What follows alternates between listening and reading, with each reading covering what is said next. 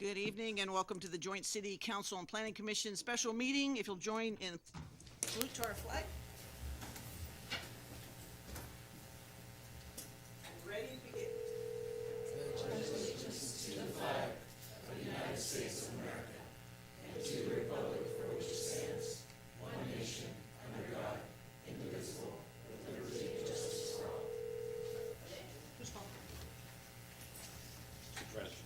Oh, where's the red phone? It's you. Whose phone is it? Not mine.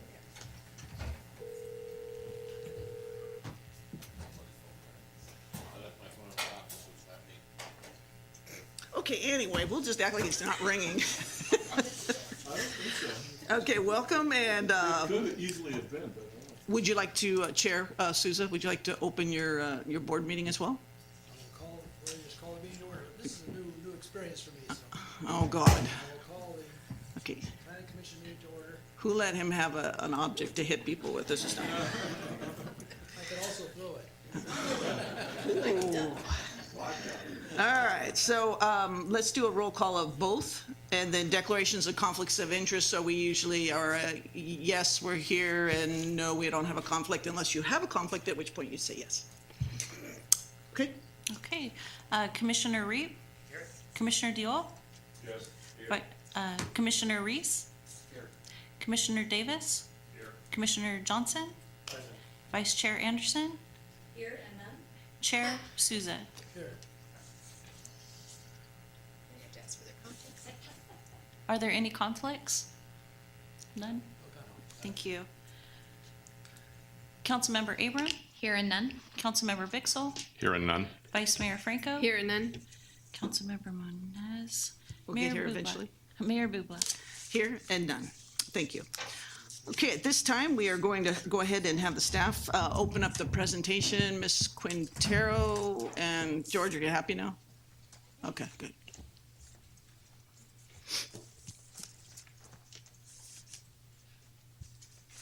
Good evening, Council, Commission, and members of the public. The item before you tonight is a joint workshop between the Planning Commission and the Council to discuss the general plan update for the housing element, as well as some zoning ordinance updates that we've been working on. Andrew Hill with Diet and Batia is here, and he'll be giving you the presentation to discuss where we are so far.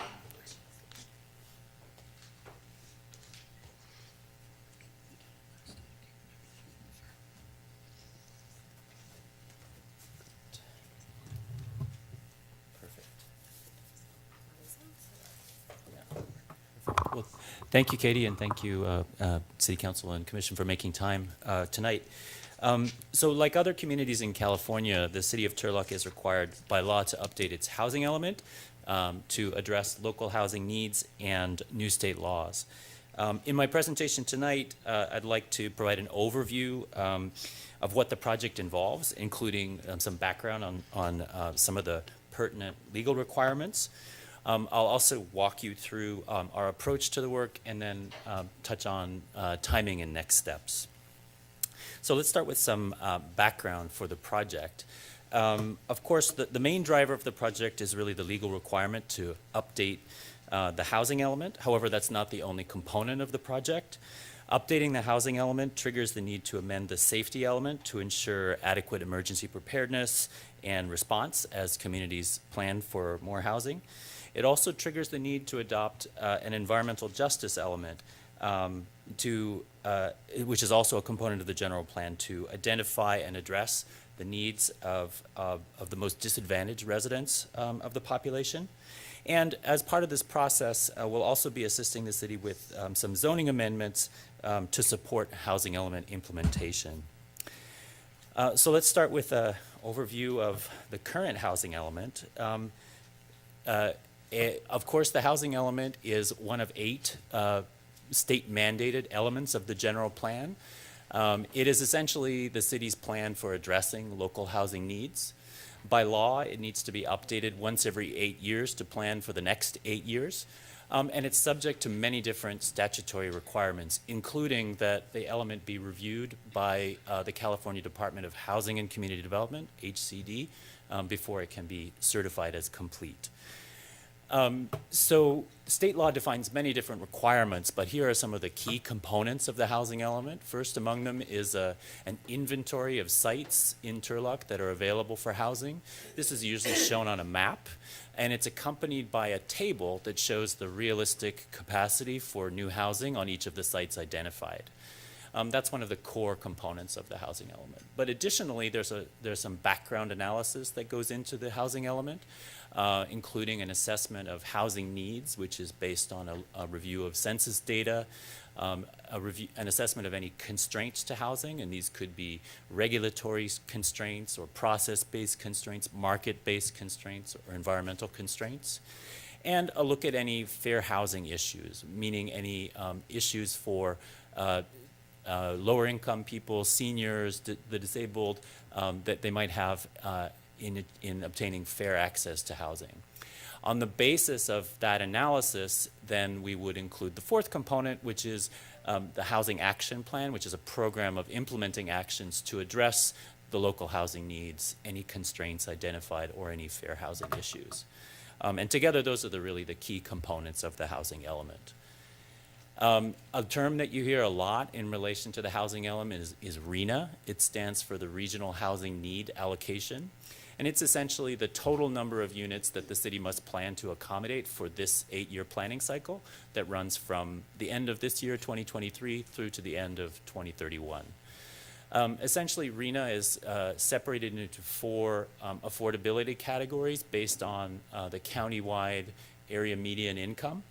And so households making less than 50% of the countywide area median income are considered very low income, and households making more than 120% of the countywide AMI are considered above moderate.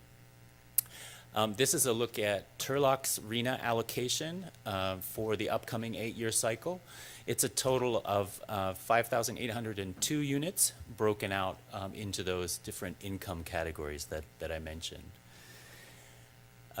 So taking a look at Turlock's current adopted housing element, the 2016 element shows a sites map that had capacity for 4,756 new homes. And since 2016, the city has permitted about 1,300 new homes. And so that means there should be a fair bit of capacity left in the current housing element. However, it's not enough to get to that 5,802, and so as part of the process, we'll need to identify new sites or new strategies or new capacity to bridge that gap. And so to help with that process, we've done some analysis to identify areas of the city that can potentially accommodate new housing if property owners are interested. And so here you can see on the left, we've mapped the location of vacant parcels in the city, and on the right, we've mapped the location of some underutilized parcels. And when I say underutilized, I mean these are properties with non-residential zoning that seem to have some redevelopment potential. And so that may be that they have a low as-built floor area ratio, meaning a smaller building on a larger lot, with some space that could be redeveloped with housing or other uses. That would be one indicator of underutilization. Another one would be what we call the AV ratio. So for example, if the value of the property is worth more than the buildings and the structures on it, then there's an incentive for the property owner to redevelop that property with new uses that could command a higher rent or a higher sales price. And so when you have a variety of factors like low FAR, like low AV ratio, then that's an indicator that the property is ripe for redevelopment if the property owner is interested. And so where these vacant parcels and underutilized parcels cluster, those are the best opportunities areas in the city that can potentially accommodate new housing. And so we'll be exploring with the community as part of this process the interest and options for new housing in those locations. Additionally, we've also done some analysis to look at the potential for SB 9 housing. So Senate Bill 9 is a new law that allows homeowners to split their single-family lots and build up to 4 units across the 2 lots without the need for discretionary review or a public hearing. The intent of this law is to encourage smaller missing middle types of housing, like duplexes or bungalows, that could be affordable by design, meaning because of their smaller size, they would have a lower rent or a lower sales price.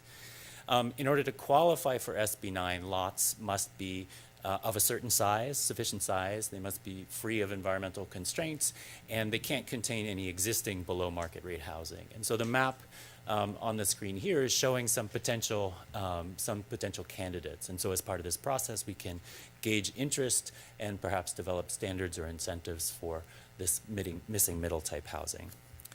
Some other strategies that we can look at or involve promoting or incentivizing the construction of accessory dwelling units. These are sometimes called granny flats or second units. They're built on the property of a single family home, and they can provide housing for seniors or for students or for young people starting out in life that want to live independently from their parents. So ADUs and junior ADUs do count towards the RHNA allocation, and so we can explore options for facilitating and incentivizing ADUs as well. We can look at graduated density standards for some of the long, skinny railroad lots that exist west of downtown. And we could even potentially look at a congregational overlay that would allow churches to build affordable housing on their properties if they're interested. In short, there's no one magic bullet that's going to solve the RHNA puzzle. Instead, what we'll need to do through this process is explore a variety of different solutions that can help the city meet its legal obligations and satisfy local needs. Also, as part of this process, we will be updating the safety element. And so legally, updating the housing element triggers the need to update the safety element. And the law requires that newer data regarding natural hazards be incorporated into the element, as well as some additional analysis of emergency access. So the Turlock Annex to the 2022 to 27 Stanislaus County multi-jurisdictional hazard mitigation plan, which I understand you're going to be reviewing tonight, updates from that into the safety element, includes a lot of the additional information that were needed, and so the city has already proceeded with incorporating that into the safety element, and that's coming before you later tonight. But as part of this process, we'll also be supplementing that with some map-based analysis of evacuation routes and capacity based on where the new housing ultimately is planned. And so that'll be a supplement coming later on in the process to what you're seeing tonight. The updating the housing element also triggers the need to create a new environmental justice element. Throughout California and the U.S., there's lower income populations and communities of color, marginalized groups are more impacted by pollution and health issues than other parts of the population. And so recognizing this fact, the state passed Senate Bill 1000 back in 2016 that requires communities to address environmental justice issues as they plan for new housing. So the law requires that we look at a variety of different topics, which are shown up on the screen here: safe and sanitary housing, air quality and pollution, healthy food access, public facilities and physical activity, and civic engagement and investment priorities. So these are things that relate to housing, but also to quality of life, life issues. The new EJ element needs to characterize those issues that are prevalent here in Turlock and include goals and policies to address them. So to help focus environmental justice planning efforts statewide, the California EPA has identified census tracts throughout the state that have concentrations of lower income residents who are disproportionately impacted by pollution and negative health outcomes. These census tracts are called disadvantaged communities, and Turlock does have some. You can see them on the map here. In Turlock, they're generally concentrated on the western and southern part of the city. State funding is available to help address environmental justice issues in and improve the quality of life for residents in these disadvantaged communities. And so the EJ element will identify the particular issues that need to be addressed and set the city up for grant funding that can address and improve quality of life. To give you some examples of environmental justice issues here on Turlock, this map is showing that exposure to air pollution correlates with elevated rates of asthma and cardiovascular disease. So residents in the disadvantaged communities, again on the south and the west of the city, have rates that rank in the highest 25% statewide for asthma, which is what this map is showing. And even though, as a whole, Turlock is quite impacted by air quality issues, this map is showing you can see most of the city is impacted by fine particulate matter compared to other areas of the state. However, it's the residents of those disadvantaged communities that are more impacted as a result of income, housing quality, or even perhaps language. You can imagine that a lower income household may not be able to afford to keep the air conditioning running all the time, and so they keep the windows open, and that makes them more affected by air pollution. Or linguistically isolated residents may not have access to information that would help them understand how better to prepare for or to prevent air quality issues and that kind of thing. So, this is what I mean by sort of characterizing these issues, understanding the issues that are at play here in Turlock, and developing policies that can help address them, and as I say, set the city up for state funding for projects that can help address those issues and improve quality of life for residents. So really our approach is going to, coming up with these solutions is really going to mean that we're going to have to put a lot of effort into community engagement, and our approach is really based on an engagement strategy that informs, educates, and solicits input from a broad range of community members throughout the process. Our outreach activities need to raise awareness of the project and the legal requirements throughout the community.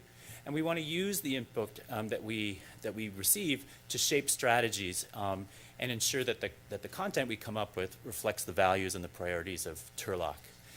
And then throughout the process, we'll be providing opportunities for community review and refinement of the work products. Some of the engagement methods that we plan to use are internet and social media posts, pop-up outreach at events around town to meet people where they are in their daily lives, stakeholder focus groups with different interest groups such as builders and architects or housing service providers. We're planning on an interactive online survey too that people can complete on their own time when it's convenient for them. We're planning on a community open house meeting and then meetings before the city council as well. We've already started with this engagement program. In fact, in May we had a series of focus group meetings with some architects and builders, for example, and some of the interesting takeaways that we heard from those discussions. As you can imagine, the cost to build housing really remains the greatest challenge to getting housing built. But it was interesting that they pointed out that interest rates, obviously, but insurance costs have also increased sharply in the past few years, 50% even in the past few years, because of the wildfires and other natural disasters that are happening through the state, and it's increasing insurance costs. So interesting to hear. We'll have to think about what the city could possibly do to help address that, to help with financial feasibility of housing, something we'll need to consider in the action plan for the housing element. They also pointed out that modular construction or off-site panelization, new technologies, can really help to shorten construction schedules and so provide overall cost savings. So we'll need to take a look at the zoning code to make sure there's no undue barriers to that kind of construction, and we can address that through the housing element. And then the builders and architects really emphasize that they think build to rent is a good option for Turlock. This is the idea of constructing single family housing, perhaps with smaller homes and smaller setbacks and communal open space that this would be a really good solution to explore.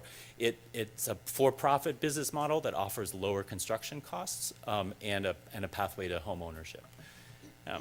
We also met with housing service providers, and they emphasized that here in Turlock, the greatest housing needs groups include seniors, homeless youth, and families. I thought it was particularly poignant that a lot of youth are homeless because shelters don't take teenage boys, and so if the family becomes homeless, then the youth have to live away from their families, and so that was a kind of a poignant takeaway that I hadn't realized.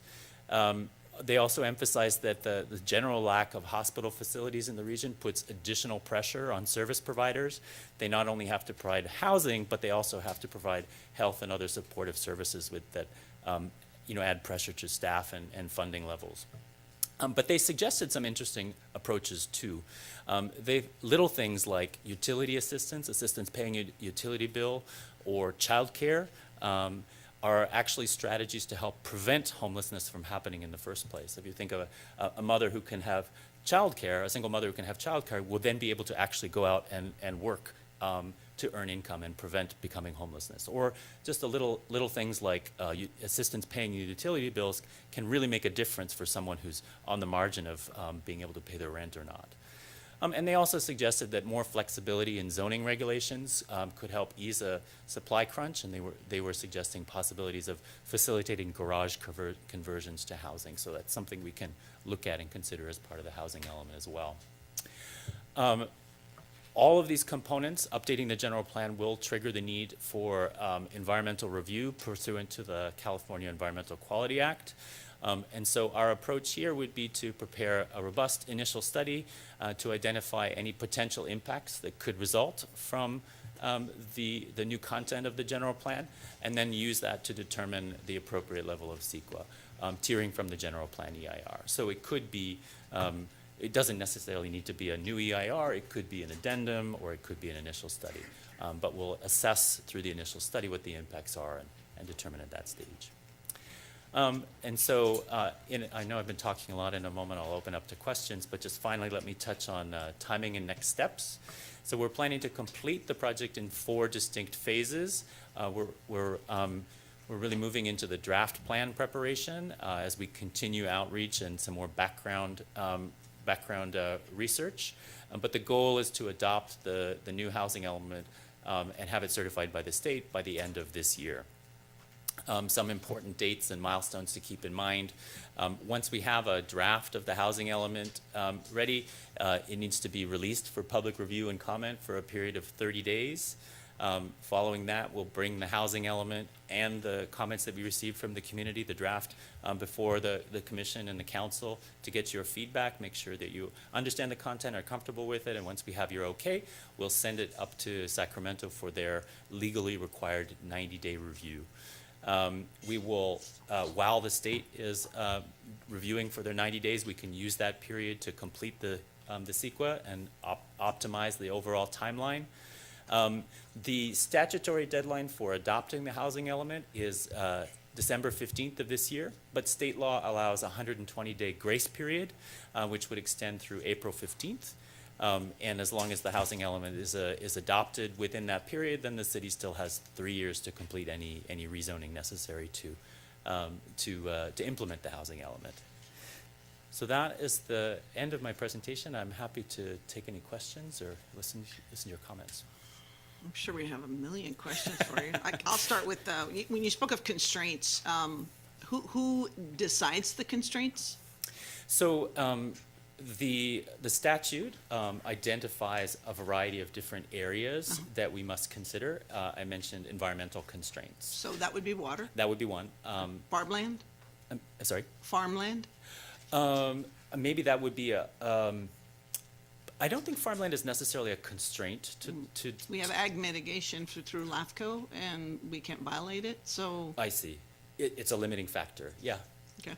Yeah, but market-based constraints, so anything Right. financial feasibility, Okay. or process constraints, or regulatory constraints if there's anything onerous in the zoning code. So we need to, the state has a checklist of things we need to look at, and we will go through that methodically and make sure we're checking the boxes. And legal obligations, what's that mean? So if hypothetically, we don't hit all the marks, we're going to jail, all of us?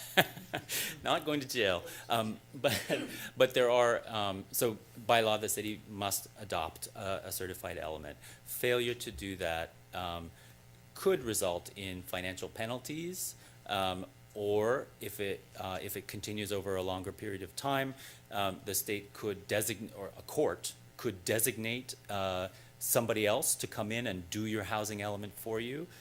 So this essentially For free? means, well, for free. You might not have to pay any money for it, but you Right? you would lose local control essentially. you know. Understood. So, but that doesn't happen on day one. Okay. That's over if over an extended period of time. And I'm just quickly to make sure that I'm answering your question fully. The state is very open to working with jurisdictions as long as we show a good faith effort.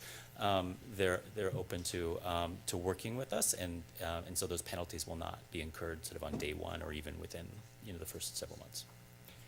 So obviously, a state mandate is what this is. Yes. Unfunded. Yeah, exactly. And I see this is the 6th housing cycle element.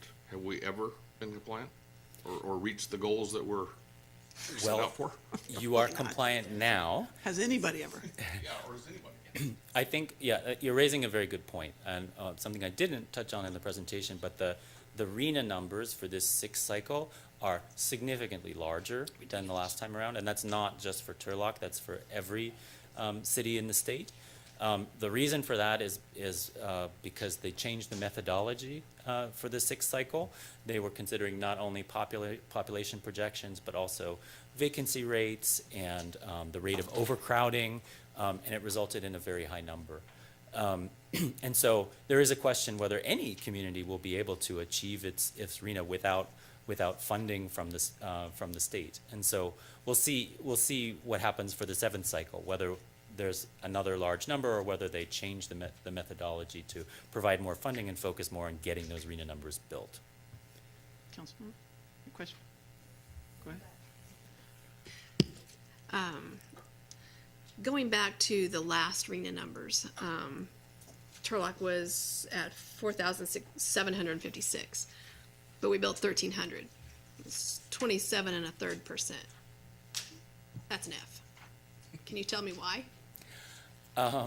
Well, I think what I would say is you're not alone, right? A lot of communities didn't achieve their RENA numbers. I think as we've heard from the architects and builders, the biggest hurdle is the cost, which is increasing as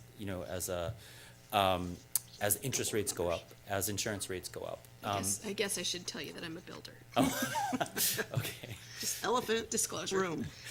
But I mean, and I think that the state certainly feels that objective standards, moving towards objective development standards and away from discretionary review according to design guidelines, they feel that the discretionary review extends the process, adds uncertainty and costs, and that's been a contributing factor.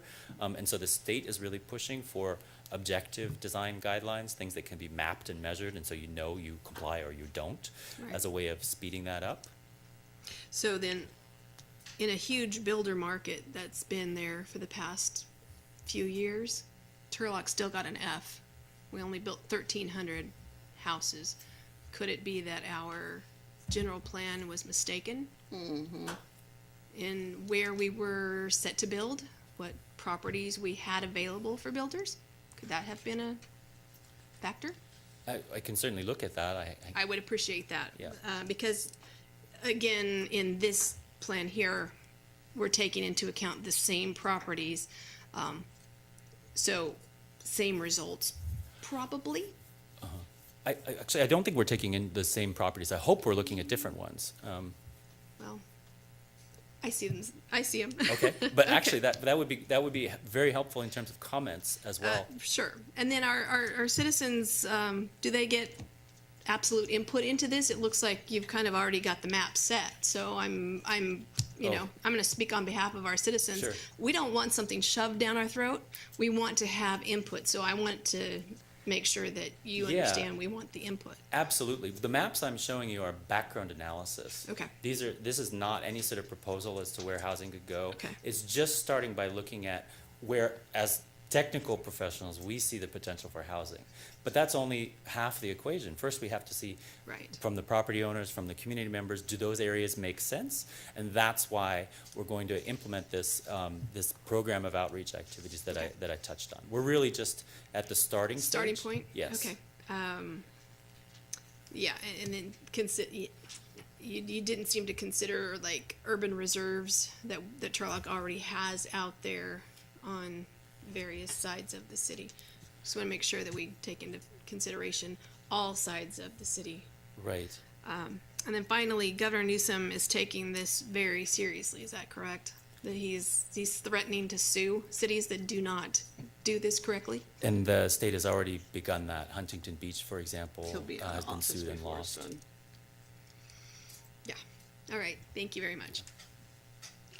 I just wanted to piggyback on the idea of the outreach. It looks like you have a pretty good list of different ways to reach out to people.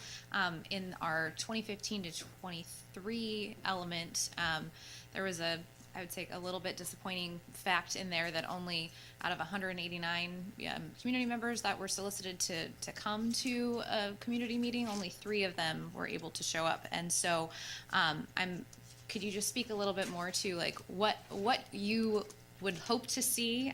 Because I think we all agree we want it to be Yeah. greater, so we can have, to Councilmember Franco's point, good input. Yeah, absolutely. I think the strategy needs to be go out to the people rather than asking them to come to City Hall for a meeting. Some people will come to City Hall for a meeting, but not everyone. And we really need to have a variety of different strategies to make sure we're capturing a variety of different opinions. And so I mentioned that pop-up outreach, figuring out where events are happening around the community and just having a booth with an interactive activity. And if you're interested in telling us more, here's a link to a survey that you can do.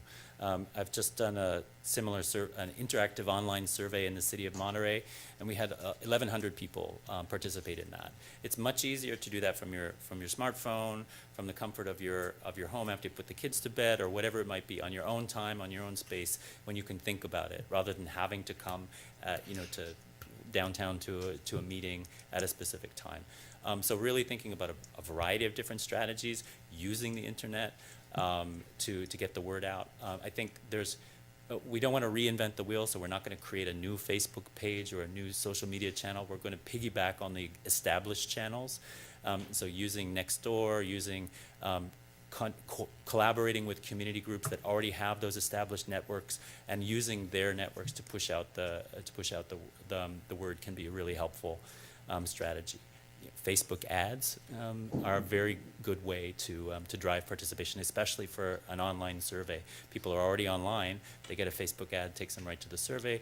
5-10 minutes, they can provide their input. How do you know that they're actually, a lot of people say they're in Turlock, right? And then that they're not. So are you going to actually look at that, or are you just going to take that for face value that this person wants something and they actually live in another state? Right. So we always, at the end of the survey, we include a quick demographic profile, so people fill out their address or their zip code. We can actually use that information to geocode the results, and so we can see which areas of the city we're getting responses from, and if we're not getting responses from a certain area, we can go and do a pop-up in that area to drive participation. We can also use that data to tell us are there differences of opinion in different areas of the city, and so we'll produce a survey report that goes through all that, who we heard from. Was it more men or more women? Age profiles. What are the difference between the age profiles? All of this thing, and so that'll be presented to you as well, so you understand who contributed to these results and what the differences were. You had mentioned one of the reasons we didn't meet arena numbers were interest rates. We just came out of a pretty long period of the lowest interest rates we've seen in years. The last 6 months to a year, I get that. But going back the last 5, 6, 7 years, what's the real reason behind that? Yeah, I think it's not just what I was trying to say with that slide is that the cost has been a factor for a long time.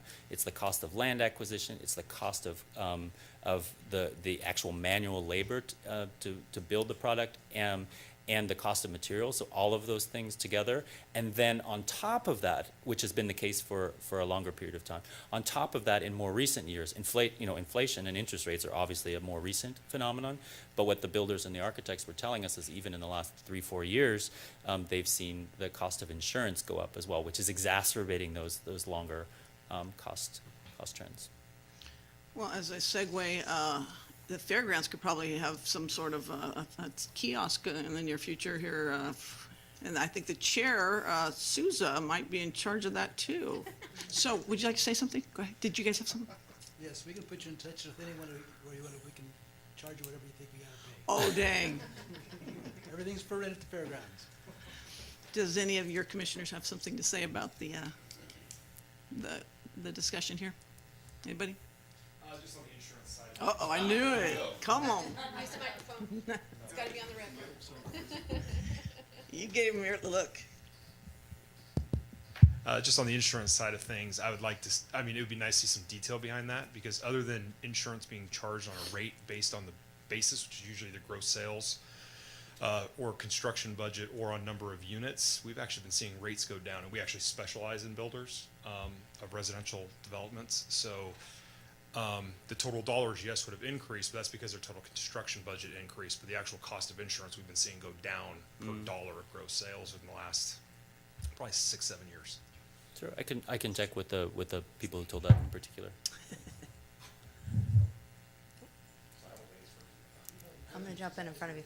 Just a quick note that I didn't hear specifically mentioned, but I'm sure you've taken into consideration with your community engagement is just making sure that we have Spanish speakers available Yes. and multiple languages available to explain the process. Absolutely. Yeah. Right, in our community, we have a lot of Sikh, a lot of Assyrian, and probably more than Spanish, so we'd want all of those covered in our community. Yep.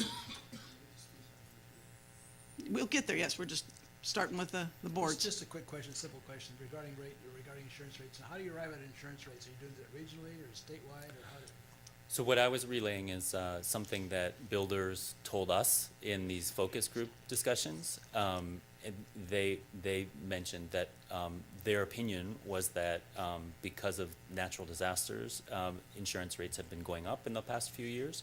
I didn't get too much more detail, but hearing these questions, I can certainly There probe would on be a that. big variety of insurance rates within the state. You'd have the hot mountain areas as opposed to this area down here. Yeah. I would also say that I think there's not much the city can do about the insurance rates. Or this, period, quite frankly. Yeah. But I think that the point that I was trying to make is that the cost continues to be sort of one of the top hitters for housing. So the levers available to the city are time and cost. So in terms of development fees or the timelines for review, that kind of thing. To the extent that those can be streamlined, they help with the development feasibility on the builder side. That's really the point that I was trying to make. I'm looking forward to seeing more specifics about areas that would be considered opportunities for development. And, quality of planning issues include, consideration of keeping the core of our city healthy and, encouraging infill development as well as, new opportunities in the periphery of the city. We want to keep the core of our city, has been, and more so now becoming a destination for folks from outlying communities to come for entertainment and we've been working for a long time on making Turlock a better city to get around on bike and on foot. And, so those are priorities of mine. I look at other communities in this valley that have built large developments in the periphery without considering the impact on the core. And there definitely been some planning failures in our area. Just a simple question. I think it's simple. Let's find out. Wonderful. Just from my understanding. So the RENA numbers, the home sites required from 2016 were 4,756 home sites required. So Was part of actually- that element, let me finish my question. Oh, Part of sorry. that element is for these home sites to have been built on within that time period? So, I think I should qualify, the RENA numbers last, so, it's good practice to have a little buffer over top of your RENA obligation, because there's requirements in state law that means, you know, if you, in your housing element, assume that there's gonna be 20 homes built on a certain site, but then the developer or the property owner comes in and only builds 16, you wouldn't want to have exactly the number of units in your housing element. You need a little bit of a buffer, because then something doesn't develop as anticipated and you have to scramble to rezone. So in the prior housing element, the inventory showed a capacity for 47. The actual RENA numbers were probably about 10 or 15% less than that. Okay. But then, can you tell me again the rest of your question to make sure I'm answering it properly? I'm just trying to understand, so 1,300 were built, and by state requirement, 4,700 were to be built? No, so the city can't ultimately control who builds where. So the requirement is for the city to issue permits. Well, the requirement is for the city to make sure that the zoning map always has the capacity to meet its RENA obligations. So we did meet the RENA obligations in 2000. You are in compliance now. You Okay. have a map that demonstrates the 7%. Am I capacity for following the this prior right? RENA. But there's two things. I would say it's two phases, right? There's the planning phase, which is up until the statutory deadline, and what we're working towards now, towards the statutory deadline of December 15th, is making sure that the zoning map and the inventory demonstrate a capacity to meet RENA with a buffer. Then once we move into year 1, year 2 of the planning cycle, then the city is required each year to submit a progress report to HCD, and so HCD is monitoring your progress on the basis of permits issued, and so there's no requirement to build. The requirement is to make sure that the zoning map always has the capacity to meet the RENA, and then they're tracking your progress in terms of permits issued. Okay, I think All right, I'm going to open it to the understand. public real quickly, and Suki, if you wouldn't mind just taking the mic out and then handing it to the person as we go. Milt raised his hand first. We're going to go fairly quickly. We do have a 6 o'clock mandatory meeting that we get in trouble if we don't do that, so. And will you be able to provide somewhere they can contact you should they not get all of their questions answered? Sure. Okay. Yeah. Yes, I want to talk about the constraints. One thing I'm hearing here, most of the research you've done at this point has been with architects and developers. And I've noted that in our area, we basically have single-family home architects and developers. In other words, 20, 30 years ago, we were putting up a large number of apartment complexes and condos. I have not seen, except for the exception of 3 or 4 or 5 apartment buildings or condos built recently. That's a great opportunity because you can build up 3, 4, or 5 stories. At current times, Turlock's code is we can't build over 4 stories. I think we could raise that up to 5 stories. It seems like there's a fear in our city or from someone. It might be the developers who can only build single-family developments that are 2 stories, 1 or 2 stories that have that constraint, but we have apartments all over the city, and they were built 20 or 30 years ago. They're not being built today except in small numbers. If we could find developers that could come in and, build these higher-rise buildings, you could put a lot of people in the infill that we have already in our current city, right where we are. I mean, in our current city. So we don't really have a problem. I think one thing is there's a fear of high rise because people think they're going to be an eyesore. A 3 or 4 or 5-story building, a tree will grow that fast. If you were to plant them on West Main Street, the sycamores on West Main Street are currently 60 or 70 feet tall. So you would not even see these buildings as being high rises because they're hidden by the trees. So I think the constraint is not that we don't have areas that we could build them. The constraint is we don't have developers who know how to build high rises. So how does the city of Turlock contact and bring in developers who have the ability and the skills to build high-rise buildings in our city so we can really just use the current infill to provide us with all the housing we need? Thank you. And I'll wait for your answer. Miguel next, please. Thank you, Madam Chair.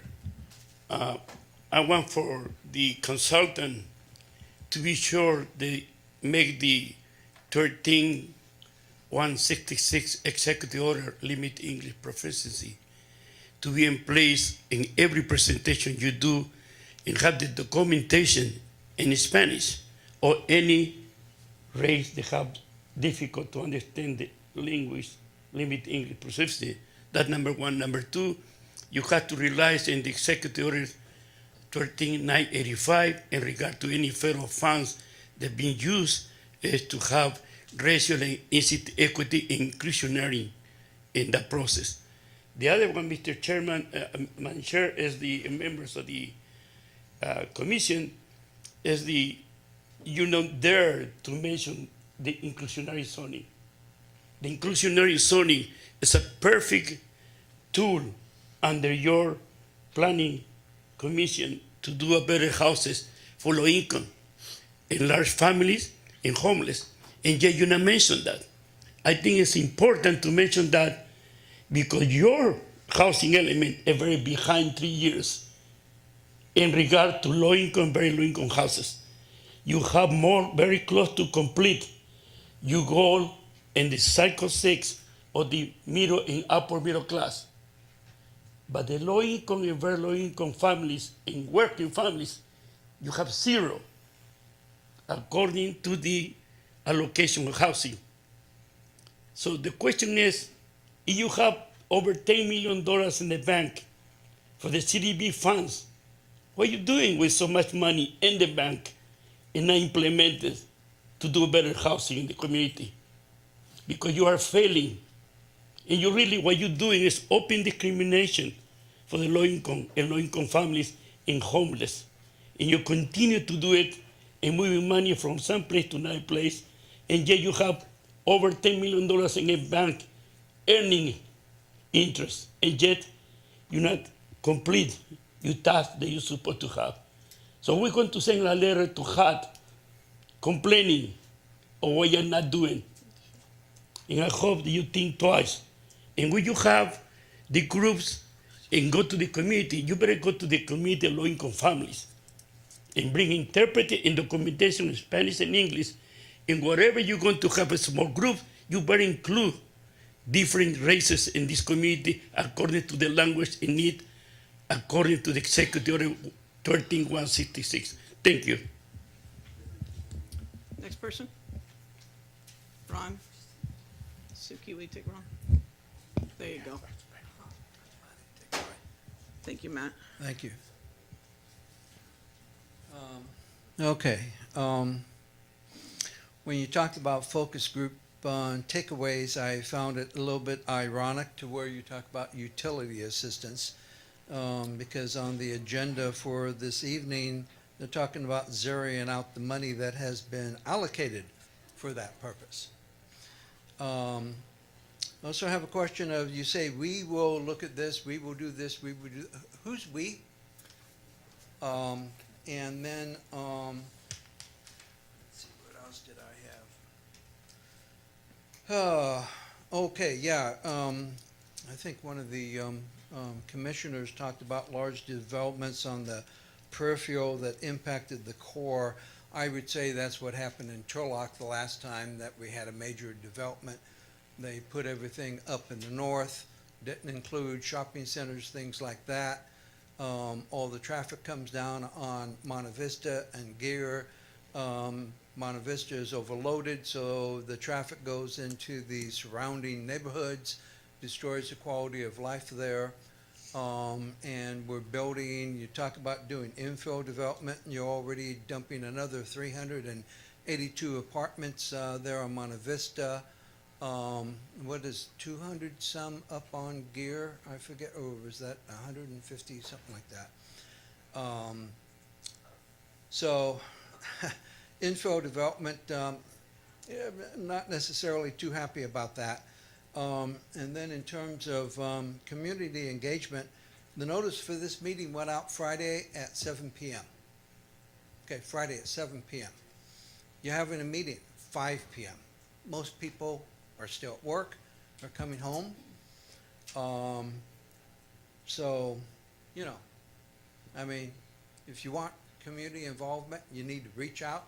I think some of these people are here because I did the job for you, putting it out on Nextdoor, on Facebook, so on and so forth. So you need to do a better job. Thank you. Anyone else? Okay, we'll close public comment and bring it back. Can you answer the questions that were asked just now? Sure. In the next 5 minutes? Yes, I'll do it as quickly as I can, and perhaps you can also help me remember some of them. Yeah. The easy question, when I say we, I mean the consultant team and city staff. Really, it's the city council has designated city staff to manage this project, and we're assisting city staff. And so when I say we explore, city staff and the consultants will work with the community, all aspects of the community, so residents, businesses, and other stakeholders in the community to raise awareness, solicit feedback, and vet the proposals that ultimately go into the draft. And other questions? We're addressing whether we could go higher in elevation. The building is, absolutely. We would want to look to what, part of that constraints analysis, to what extent have height limits or setbacks or other zoning regulations been an impediment because they add costs, because they limit options. So that's part of this constraints analysis that will be in the housing element. If it is determined to be a constraint, then we would propose solutions to address it, and those solutions would be put out to the community so that people can weigh in on the pros and cons, refine them, remove them, and ultimately through that process we end up with hopefully a plan that's been well vetted and has earned the consensus of the community and the best way to move forward. And then there was several in regard to language, specifically Spanish, and whether or not we were going to be violating some sort of federal laws. Yeah, no, absolutely. So it's a requirement for the housing element specifically that we make a diligent effort to reach out to lower income residents and their representatives. And so we've started to do that process. We'll be continuing to do that process.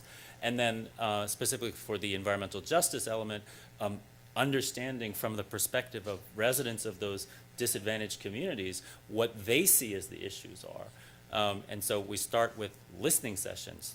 Without an agenda that we bring, we let them tell us what are the issues that they see in their communities that need to be addressed, and that helps to drive the focus of the EJ element. So what's next for us, for the public, for everybody? So I'm very interested to hear about potential for pop-ups at the county fair site. So that would be one thing.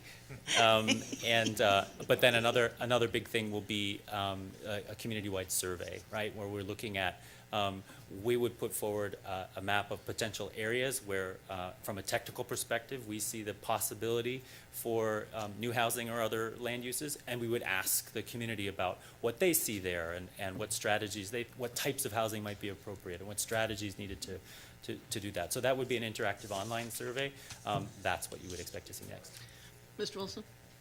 Well, the city has a pop-up or a fair booth at the fair this year. Yeah, I forget what it's 10 by 30 or something like that. I'm sure we could accommodate you in that facility. Great. You got off the hook. All right. Any last from the commission? If not, then would you close your meeting? I'll adjourn the meeting of the planning commission. I do want to have one quick comment Oh, regarding. you can't adjourn in the talk. Regarding, I haven't had a second.